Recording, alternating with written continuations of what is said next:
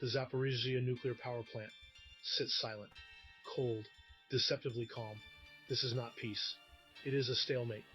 The plant, Europe's largest, is now a hostage. Its captor, a war that refuses to relent. Zaporizhzhia, once a symbol of progress and energy, now stands as a monument to conflict. Its 6 reactors, once humming with life, are now offline, trapped in a dangerous game. The world watches, holding its breath, hoping against hope that the unthinkable won't happen. This is a story of hubris, a story of recklessness. Most importantly, this is a story of immense risk. The stakes, nothing less than the future of Europe and perhaps the world. Since March 2022, the Zaporizhzhia plant has been under the control of Russian forces. This act, a brazen power grab in the early days of the invasion of Ukraine, sent shockwaves across the globe. The message was clear. This is not just a war between nations. This is a war where no tactic is off limits. For the Ukrainian staff, the occupation has been a nightmare. Forced to work under duress, they are caught in a terrifying predicament. Their expertise is essential to keeping the plant stable.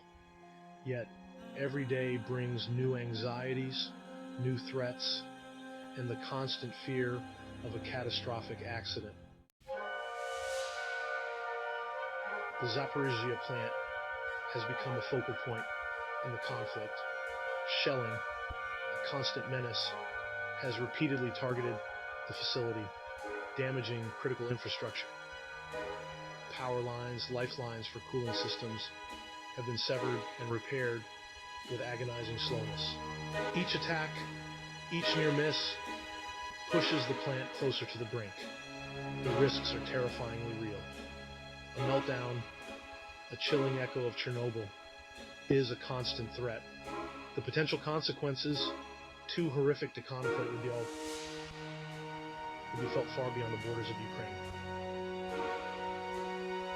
The world watches, prays, and waits as the specter of nuclear disaster looms large. A global chorus of alarm. The international community has not remained silent. Condemnation of the militarization of the Zaporizhzhia plant has been swift and unanimous. The International Atomic Energy Agency, or IAEA, has repeatedly called for a demilitarized zone around the plant. World leaders have issued urgent pleas for restraint, yet the appeals have fallen on deaf ears. Russia, defiant, refuses to relinquish control.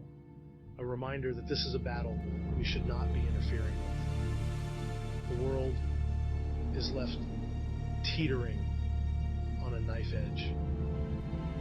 The situation at Zaporizhzhia is a stark reminder of the fragility of peace and the terrifying consequences of unchecked aggression.